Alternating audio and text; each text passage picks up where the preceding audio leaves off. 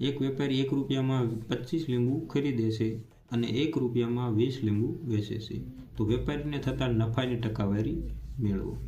તો પહેલાં તો આપણને શું આપેલું છે કે 1 રૂપિયામાં શું કરે છે તે 1 રૂપિયામાં તે 25 લીંબુ ખરીદે છે, તો રૂપિયા અને નંગ, અને પછી શું કરે છે 1 રૂપિયામાં તે 20 લીંબુ વેચે છે। તો બે વસ્તુ તમારે યાદ રાખવી, કાં તો રૂપિયાને સમાન કરવાના અથવા તો નંગને સમાન કરવાના। જો અહીંયા આપણે રૂપિયા સમાન આપેલા જ છે, તો આ એની શું કિંમત છે? ખરીદ કિંમત છે, અને આ એની વેચાણ કિંમત છે। જો તમે રૂપિયા સમાન કરો તો તમારી મૂળ કિંમત શું થઈ જશે? જે તમારી વેચાણ કિંમત છે તે તમારી મૂળ કિંમત થઈ જશે, અને જે નંગ તમારા જે પહેલાં ખરીદ કિંમતના નંગ છે એ તમારું શું થઈ જશે? વેચાણ કિંમત થઈ જશે। અને જો ઉલટું કરો, જો તમે નંગને સમાન કરો તો તમારી જે ખરીદ કિંમત છે તે ખરીદ કિંમત રહેશે, અને વેચાણ કિંમત છે તે વેચાણ કિંમત રહેશે।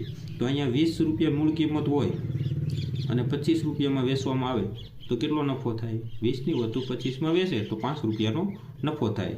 તો 5 રૂપિયાનો નફો, મૂળ કિંમત કેટલી છે? 20, એને ગુણ્યા 100। આપણે મૂલ્ય શેમાં મેળવવાનું છે? ટકામાં, એટલે એને ગુણ્યા 100। 20 પંચા 100, 5 5 25। તો અહીંયા આપણો જવાબ શું થશે? 25%। 25%નો પ્રોફિટ થશે।